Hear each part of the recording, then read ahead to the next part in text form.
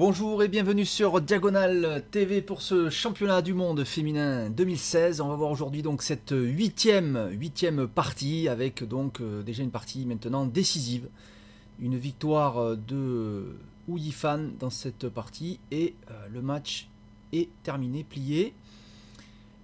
Puisqu'il ne restera que deux parties avec 3 points de retard. Et en cas de partie nulle, on peut dire aussi que le championnat sera très certainement, enfin à 99%, plié aussi, puisque gagner 2 parties de suite sur commande comme ça, ça serait du jamais vu, pourquoi pas, bon, mais on ne sait jamais bien sûr, mais ça paraît extrêmement improbable. Mais alors, Maria Mozichuk a quand même les blancs, donc elle peut dans cette partie, pourquoi pas, réussir l'exploit qui mettrait la pression sur son adversaire pour les 2 dernières parties. Mais il faudrait vraiment gagner cette partie, donc partie vraiment importante et décisive pour ce championnat du monde, avec pour Maria Mozichuk le premier coup D4. Voilà, donc là elle varie, hein, elle revient à un coup pion dame, et elle ne revient pas dans les coups du pion roi. Donc on a des parties variées dans ce championnat. Cavalier F6, cavalier F3, E6 et G3. Voilà, donc alors on a une catalane, hein, quand les blancs jouent comme ça avec le pion dame et G3 et que les noirs ne font pas eux-mêmes G6 ou G7, ce qui serait une variante de l'Est indienne, là on appelle ça en général une catalane. Voilà, bon, peu importe, à la limite, c'est pas très important. D5, fou G2, et là B5. Voilà, un coup intéressant. On profite du fait que le fou se développe ici sur cette grande diagonale pour jouer B5. Et si le fou était en F1, c'est plus délicat puisque ce pion serait tout de suite sous l'attaque du fou. Si on avait joué 3, mais si on n'aurait pas pu. Et donc voilà, c'est justifié par le fait que le fou est de l'autre côté. Donc on en profite en quelque sorte pour essayer de gagner l'espace. Petit roc. Voilà, fou B7. En plus, ça permet de jouer le fou en B7. Bon, ceci dit, regardez, ce fou quand même, il tape sur son propre pion. Mais c'est un pion important au centre qui contrôle la case 4 notamment. Donc bon, on ne peut pas dire non plus que ce fou est inutile. Hein. Disons qu'il n'est pas extrêmement actif dans le camp adverse, mais il est extrêmement puissant en termes bien sûr, de contrôle du centre. A4, alors voilà. Donc A4 c'est important parce que il faut créer des ruptures si on veut essayer d'avoir l'avantage. Aux échecs, c'est souvent le cas, les ruptures. Alors les ruptures, c'est quoi? C'est le fait justement de pouvoir briser des chaînes de pions avec les pions.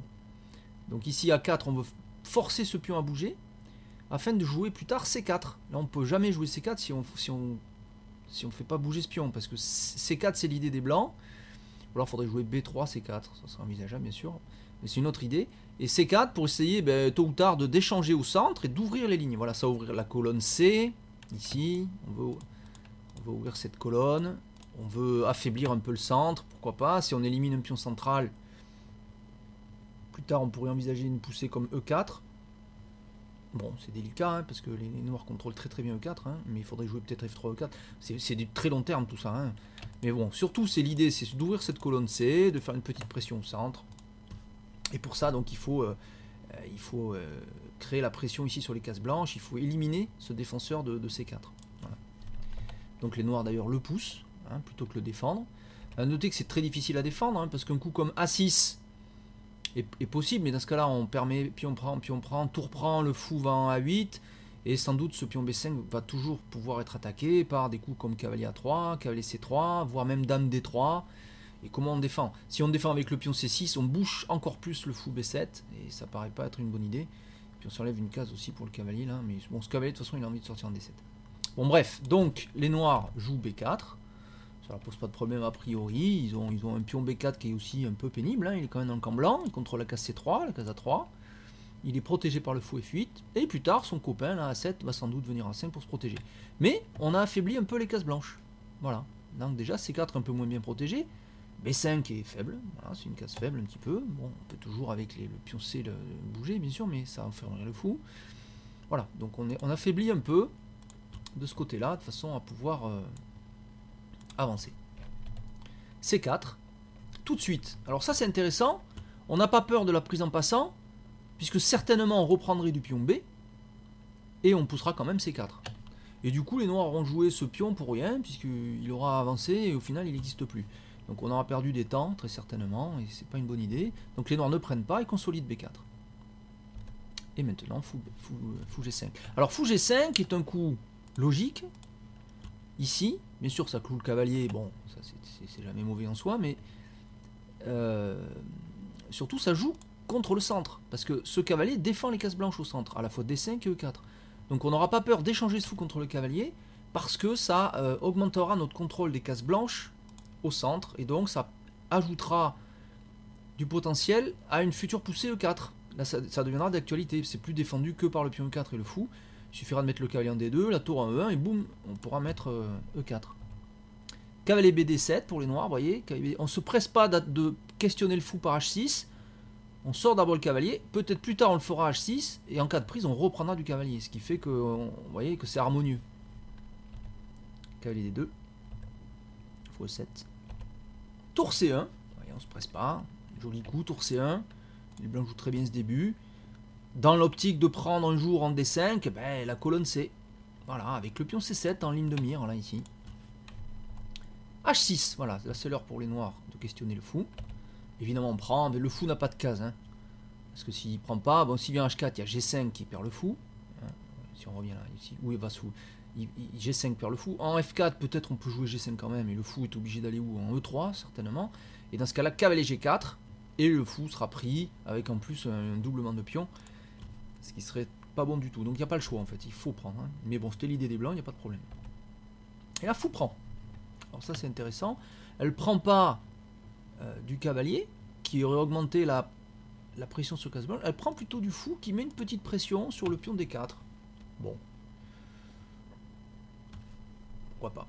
Alors à noter aussi que le cavalier là peut aider à une future poussée C5. Peut-être que les noirs ont envie de faire un maximum d'échanges au centre.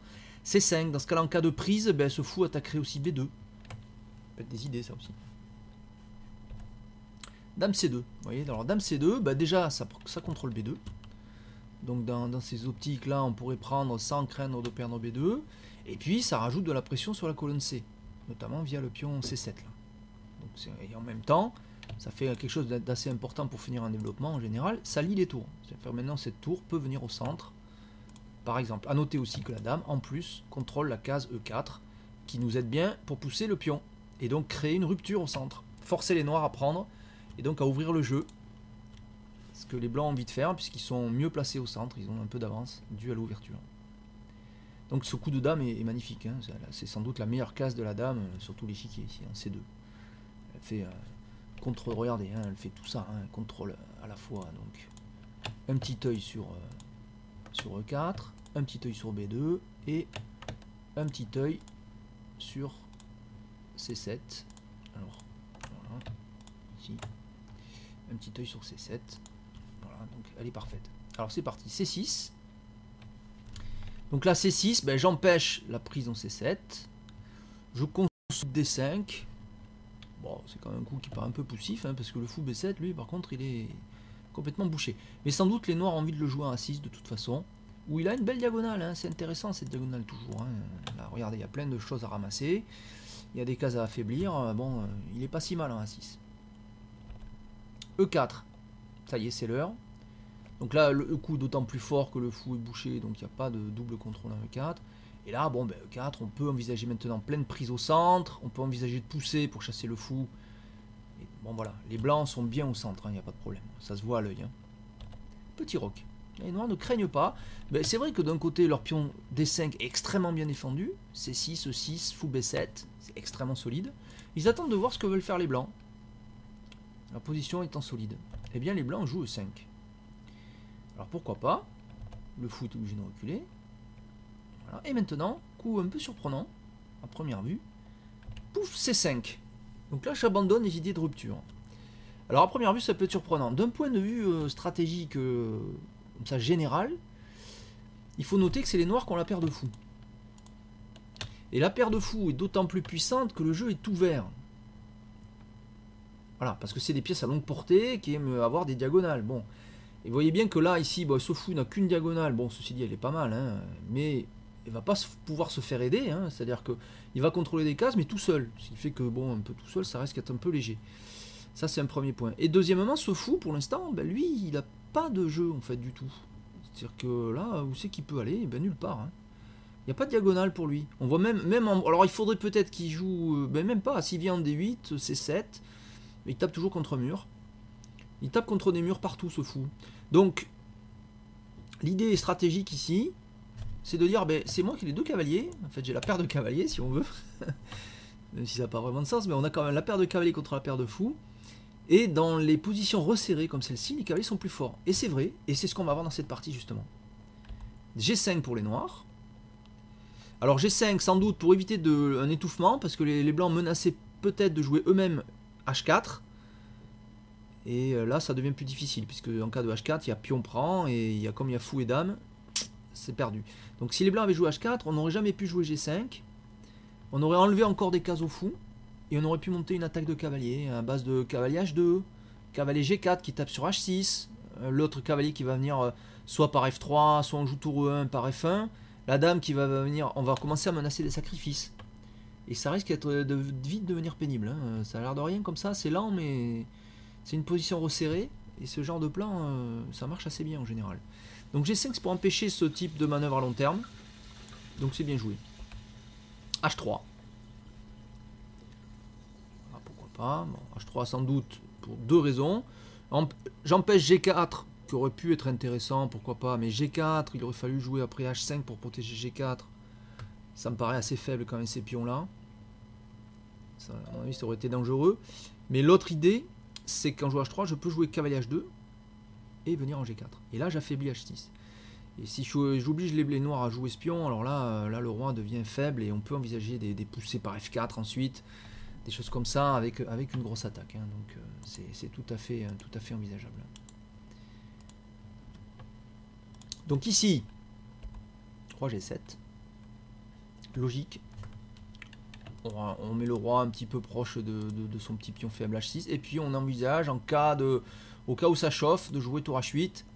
Voilà, pour empêcher trop de manœuvres, peut-être aussi, ou alors de jouer tour G8, ou tour H8, et le cavalier aussi peut venir en F8, puis G6, voilà, il se trouve un peu de jeu. Vous voyez que c'est les cavaliers d'ailleurs, hein, toujours pareil, qui peuvent trouver des cases, hein, alors que les fous, là, pour l'instant, ils sont un peu muets. Tour 1. Tour 1, l'idée, très certainement, c'est pas tellement bon de protéger E5, même si, bien sûr, c'est toujours bien de protéger encore plus un pion, mais il est déjà protégé comme il faut. Mais bon, c'est bien aussi. Mais ceci dit, c'est surtout, sans doute, pour donner la case F1 au cavalier. Ce cavalier aussi, il a envie de venir en F1, alors soit en H2 pour venir en G4, soit en E3 aussi. Voilà. Donc, voilà. Les blancs se pressent pas, remarquez. Dans ce type de position, on n'a pas besoin de se presser. Hein. Tout est bloqué. Tour H8, voilà. Donc c'est l'idée qu'on avait dit. On vient sur la colonne H, on protège ce point un peu sensible. Notamment en prévision d'un cavalier G4, avec des sacrifices en H6, ben là il n'y aura pas de sacrifice, hein, on tient bien, il n'y a pas de problème. Bon, c'est solide. Fou F1. Alors, c'était l'autre idée de tour 1, c'est que ça libère le fou. Ce fou il bute ici sur D5, donc on a envie de le sortir, peut-être en D3. Pourquoi pas après en B1 d'ailleurs, hein, si on arrive à le remettre en B1, avec un coup comme fou D3, dame B3. Fou B1, et puis après quand la dame revient, mais tout de suite là il y a une petite batterie là, et même si c'est contrôlé, bah, le jour où c'est plus contrôlé, un échec là, ça peut faire mal. Hein. On voit pas trop comment, mais il y a des sacrifices qui peuvent se faire, qui dévient les pions, qui protègent, on fait un dame G6, ou si la tour bouge, il y a une dame H7, bon, on n'y est pas. Hein. Et l'autre idée aussi, c'est que si les noirs jouent fou A6, eh ben voilà, on échange, hein, très certainement. Dame G8. Bon coup, dame G8. L'idée des noirs, sans doute, c'est de venir en H7 et de proposer l'échange de dames. Parce qu'une position resserrée comme ça, ce qui fait peur aux noirs, c'est la montée progressive d'une attaque. A noter que dame H7 serait contrée par fou D3, mais peut-être que les noirs veulent jouer d'abord fou A6 et ils joueront dame H7 après. Fou A6, ici, échanger ce fou, et après jouer dame A7. Bon, pourquoi pas. Tour 3. Tour 3. Alors, l'idée de tour 3. Bon, alors déjà, c'est un petit œil sur B3, mais on s'en fout, parce qu'a priori, jamais les noirs vont jouer B3. Donc, tour 3, dans certaines positions, si ce cavalier vient en H2, peut-être la tour peut venir en H3, en F3. Peut-être aussi que, en cas de cavalier H2, F4, pion prend, la tour pourra venir en G3, faire un échec. Oui, donc c'est une façon d'activer la tour, parce que je prévois à moyen terme de faire une ouverture de ce côté. Voilà. Bon. Je contrôle aussi un petit peu la case D3, ben en cas de fou A6, non, il n'y a rien du tout. Contrôler D3, ça n'a pas l'air très intéressant. Mais bon, voilà. Donc on active la tour. Ça peut pas être un mauvais coup. Et la roi F8. Un coup calme, hein, vous voyez. Donc là, le roi, ben, il dit, bon, ok, j'ai compris que par là, ça pouvait être un peu chaud. Je m'enlève. Et là, c'est les noirs qui, mine de rien, ont 2 pièces lourdes face au roi. Bon, lui, il craint pas trop parce qu'il y a beaucoup de pièces autour de lui. Il y a des pions devant. Bon, il craint pas. Hein. Mais bon, c'est jamais. Il peut s'ouvrir et puis il peut se passer des trucs imprévus. Il faut faire attention quand même. Hop, cavalier E1. Ouais, alors c'est des coups, vous voyez, stratégiques. On est vraiment dans une partie stratégique. Cavalier E1. Ici, bon, ben, je libère le pion F. Donc ça peut être l'idée de jouer F4. Alors pas tout de suite, parce qu'en cas de prise, ben, comme le pion G3 sera cloué, ça pose un souci. Mais bon, sans doute les blancs ont prévu déjà aussi de bouger ce roi, soit en H2, soit en H1. Et c'est en prévision de ça, cavalier E1. Bon. Est-ce qu'on veut jouer cavalier D3? Peut-être. Mais cavalier D3, bon, après le cavalier n'a pas de case, hein, c'est-à-dire que F4 est contrôlé, etc. Mais c'est possible, cavalier D3, pour jouer F4, en cas de prise, je reprends du cavalier, c'est possible aussi. Et c'est les noirs qui attaquent, H5. Voilà, ils disent aux blancs, bon, ben, j'ai compris, tu veux préparer quelque chose ici. Mais donc, du coup, moi, je me suis préparé pour une contre-attaque. Et voilà, cavalier G2. Autre idée. Donc, cavalier vient pas en D3, il n'y a pas F4, mais on joue cavalier G2. Et là, maintenant, F4 est d'actualité. F4 est d'actualité. En cas de prise, je reprends soit du pion, soit même du cavalier, pourquoi pas. La tour va pouvoir coulisser sur la troisième, attaquer la dame, se remettre sur la colonne F. Voilà, les petites idées. Faut préparer, hein, faut calculer, bien sûr. Et roi 8, voilà. On s'en va. Si tu veux aller sur la colonne F, ben je m'en vais. Voilà. Avant même que tu le fasses. Prophylactique. Roi H2, voilà, c'est l'heure pour enlever, bien sûr, le vis-à-vis dame-roi, qui est toujours quand même un tout petit peu pénible. Et cavalier F8. Alors, ça c'est bien. On l'avait dit tout à l'heure aussi que c'était une des idées pour le cavalier de venir en G6, qui contrôle un petit peu cette case F4, qui est cruciale hein, en cas de rupture. Voilà, toujours cette idée de rupture. A noter qu'en cas de non-acceptation des noirs, si les noirs jouent G4, par exemple, pour éviter l'ouverture, les blancs peut-être joueraient H4 pour bloquer ici, et ils auraient toujours la rupture F5. F5 qui ouvre le jeu sur la colonne F. Et là maintenant, bon, fou D3. Alors fou D3, ben, ça se joue contre le cavalier G6. Peut-être sire cavalier G6, j'ai pas peur de donner le fou, parce qu'en fait, encore une fois, dans cette position, je valorise mes cavaliers contre les fous. Parce qu'on est dans une position fermée. Voilà, on aura vu tout dans ce championnat du monde. La paire de fous et la supériorité des cavaliers dans les positions fermées. Donc fou 6, bon, bien joué, là, au bon moment. Le fou blanc n'a pas le choix, il ne peut pas s'échapper, donc il sera échangé contre ce fou. Et pourquoi les noirs font ça? Parce qu'ils veulent jouer cavalier G6. Ils veulent pas, bien sûr, ils ont compris qu'il valait mieux garder leur cavalier que leur fou. Et là, F4, voilà, donc c'est l'heure. Les blancs maintenant ils vont quand même, bien sûr. Il faut essayer quelque chose, il faut rappeler la position au championnat. Il faut que les blancs l'emportent pour avoir des chances raisonnables, disons, hein, de revenir au score. Hein. Donc la partie est vraiment une partie à mort, hein, c'est celle-ci. Hein. Fou prend fou, dame prend. Et dame H7. Alors on l'avait dit aussi, idée d'échanger la dame. Bon, alors est-ce que les blancs vont accepter l'échange de dame? Ils sont pas obligés. Ils pourraient jouer un coup pour garder un maximum de pièces sur l'échiquier, comme dame F1, qui est sans doute un bon coup, dame F1. Dame F1, on commence à mettre une pièce lourde sur la colonne F, on prévoit de mettre la tour en F3 et de jouer F5 avec ouverture des lignes sur la colonne F. On peut tripler aussi, puisque si on a la tour en F3, la dame en F1, on pourrait jouer une manœuvre tour, alors pas tour C2, mais tour E1, tour E2, tour F2, c'est long, mais quand les positions fermées, même si c'est long, ça passe. Hein. Donc tour F1 quand même. Bon, alors là, donc du coup, l'échange de dames. Alors ça, je sais pas si c'est bien joué de la part de Mariam Mouzichouk ici de permettre l'échange de dames. Dame prend, tour prend. Il y a toujours une attaque sur la colonne F. Il y a toujours la seule rupture vraiment intéressante dans cette position, elle est du côté blanc. F5 à tout moment, voire même pion prend G5, ouvre la colonne F. On peut encore doubler les tours. Bon, garder les dames, à mon avis, c'était mieux. Parce que, imaginez en plus la dame en F1, elle aurait vraiment été bien. Parce que la dame en F1, en imaginant le triplement des tours. Cette tour là, bon, elle se serait mis sur la, peut-être sur la 7ème pour essayer de contrôler un peu aussi la défense. Mais en cas d'ouverture, en plus cette dame, des fois, elle pourrait venir à 6 si cette tour bouge. Si cette tour est obligée de bouger pour la défense, cette dame en plus voilà, avait des possibilités d'entrer dans le camp noir de l'autre côté. Bon. C'est pas ce qui a été choisi. Pion prend. Et cavalier prend. Alors elle fait pas pion prend. Alors est-ce qu'elle pouvait faire pion prend ici? Très certainement. C'est une autre partie. Elle aurait pu aussi faire tour prend. Tour prend pour garder la tour sur la colonne F et ce cavalier va se développer ailleurs. Bon, pourquoi pas, mais cavalier prend c'est un bon coup, il n'y a pas de problème. Cavalier prend il y a un bon coup. C'est bien joué. Cavalier G6. Ah. Et là, cavalier B3. Alors voilà, ça c'est le coup, moi j'aime bien ce coup.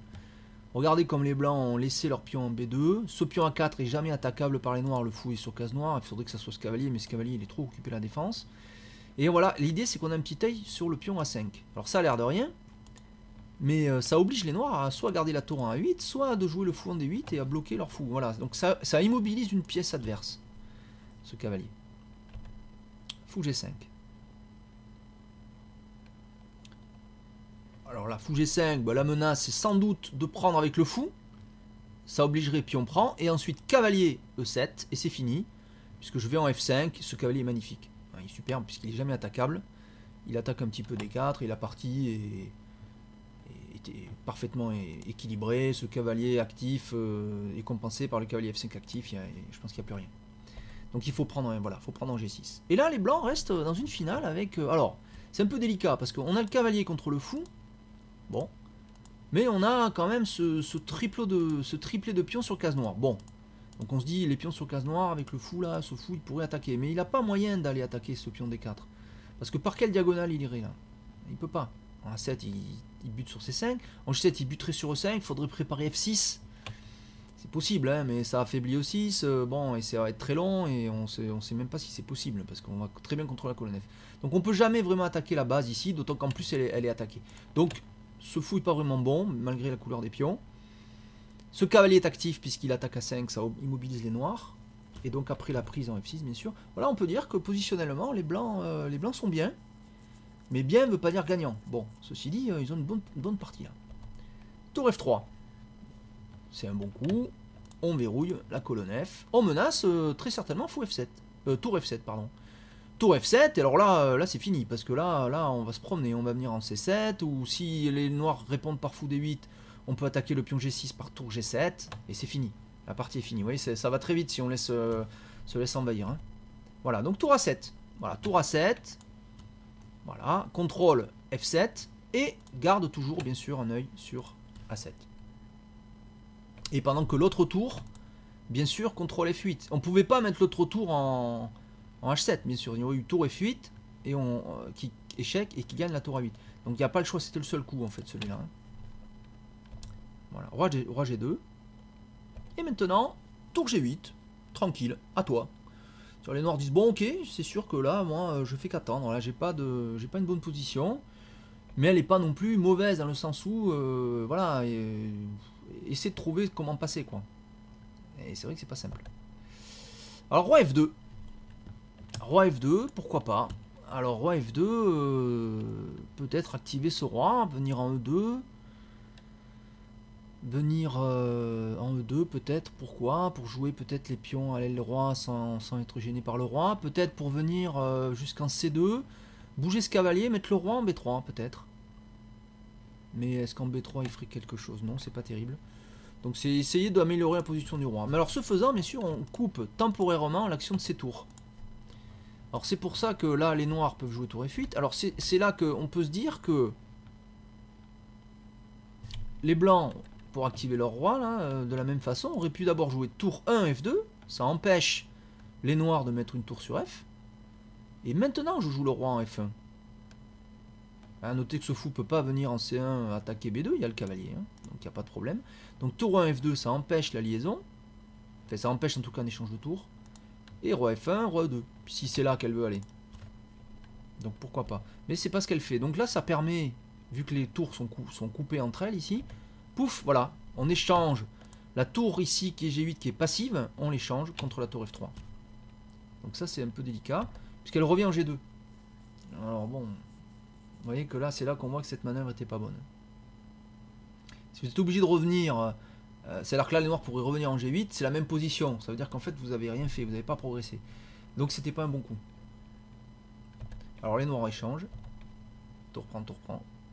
Et il joue fou D8. Tranquillou. Alors c'est là que sans doute Maria a raté quelque chose. Je pense que la dame F1 était mieux. Hein, à mon avis, parce que les potentialités de jeu étaient plus grandes. Et puis bon, même en acceptant cet échange de dames, tour 1 F2 me semblait mieux dans cette idée de vouloir activer le roi comme ça. Maintenant je sais pas trop où il allait ce roi aussi, hein. C'est vrai que c'est un peu délicat. Peut-être après l'envie d'activer le cavalier, elle aurait pu essayer d'activer le cavalier par C1. Elle n'a pas peur que le fou échange le cavalier, parce que dans ce cas-là, la case F6 est une case d'invasion pour les tours, qui attaque E6, qui attaque G6, et ça aurait peut-être été difficile pour les noirs. Je sais pas. Il faudra analyser en profondeur, hein, c'est difficile. Cavalier C1. Et ici, ben, G5. Voilà, G5, bon, tranquillou. G5, ce fou, il est magnifique. Regardez, il est défensif, et il contrôle à la fois G5 et H5. Et A5. Donc, alors, l'idée des noirs ici, c'est ce qu'on appelle la forteresse. L'idée, c'est pas d'essayer d'avoir de l'activité, c'est de dire, ben, tu passeras pas. En jouant G5, il n'y a plus de potentialité de rien faire avec les blancs. Parce que le cavalier, regardez, il n'a pas de case d'entrée. Il va aller où? En plus, quand on a joué fou D8, on libère la tour. Donc, on va sans doute échanger les tours en F7. Et après, par où on rentre? Ben, on peut pas. Il n'y a pas de porte d'entrée, en fait. Le roi noir va venir en G6, et puis même si on joue H4 ou G4, ben on peut soit pousser les pions, soit laisser prendre et faire roi prend, et il n'y a pas de... on peut rien faire, il n'y a pas d'entrée. Cavalier D3, tour G7, vous voyez qu'elle ne change même pas pour l'instant. G4, bon, on fixe le pion sur la couleur du fou, ce qui rend ce fou totalement passif, mais il est passif, mais c'est lui qui tient la position aussi. Alors, H4, vous voyez que les noirs ici n'ouvrent rien, même pas la colonne H. Donc il n'y a qu'une colonne ouverte. C'est tout. Cavalier C1. Tour G8. Cavalier B3. Tour G7. Roi F2. Alors ça propose l'échange de tour. Tour F7. L'échange de tour est forcé. Et après tour prend F7. Roi prend F7. Roi F3. Roi E8. Roi F2. Roi F7. Partie nulle. Voilà, il n'y a aucune possibilité. Ces pions là forment une forteresse. Il n'y a rien pour entrer. Il n'y a pas de case où le cavalier peut aller. S'il voulait aller en D6, il faudrait être soit en C4, soit en E4, soit en F5, soit en B5. Et toutes ces cases sont contrôlées. Donc toute tentative de passer, c'est la perte sèche en fait. Il n'y a rien à faire. Et le roi ne peut pas passer non plus. Tout est contrôlé. Vous voyez. Ces pions contrôlent les cases. Tout ça. Ouais, regardez comme ça ne passe pas. Les pions blancs gênent aussi. Les pions blancs ne permettent pas. Donc là on voit bien, voilà, on voit bien le mur. Voilà, il n'y a aucun trou. Il n'y a pas de possibilité de faire quoi que ce soit. Aucun trou. Voilà. Donc c'est une belle partie positionnelle que Maria Muzicuk a sans doute bien joué. Peut-être qu'elle aurait dû jouer dame F1. Et puis ce coup roi F2 aussi qui est quand même a l'air très maladroit, mais il y a peut-être déjà plus rien à faire. Hein. Peut-être que même si on fait la manœuvre que j'ai donnée, il n'y a pas grand chose à faire. Donc c'est très très bien défendu de la part des noirs. C'est bien joué de la part des blancs, on ne peut pas dire qu'elle est mal jouée. C'était bien tenté. Bon, c'est un peu dommage qu'elle joue bien dans la deuxième moitié du match après être menée 2-0. Mais bon, elle a quand même montré un très bon niveau de jeu pour l'instant dans cette deuxième moitié. Il reste 2 parties, elle est menée 2-0. Bon, je crois qu'on peut dire que c'est plié. Ça va se jouer très certainement la 9ème. Yifan a les blancs. Il faudrait vraiment un truc incroyable pour que vraiment Maria revienne dans ce championnat. Mais pourquoi pas? Allez, on va lui donner une chance sur 1000. 0,1% de chance. Ça sera déjà pas mal. Voilà, donc merci de m'avoir suivi donc pour cette partie cruciale de ce championnat du monde, donc entre Maria Muzicuk et Yifan Hu, la chinoise, qui donc est en passe de reprendre son titre, qu'elle n'a pas vraiment perdu, puisqu'elle s'est pas fait battre en match, et je pense que c'est le seul critère. Donc la championne du monde chinoise qui garde une avance extrêmement importante sur ses concurrentes. Bon, il faut encore qu'elle marque le demi-point qui reste pour définitivement asseoir sa suprématie et l'officialité du titre. Voilà, merci de m'avoir suivi sur Diagonale TV. Je vous donne rendez-vous donc pour la 9e partie de ce championnat du monde féminin 2016. A bientôt, au revoir.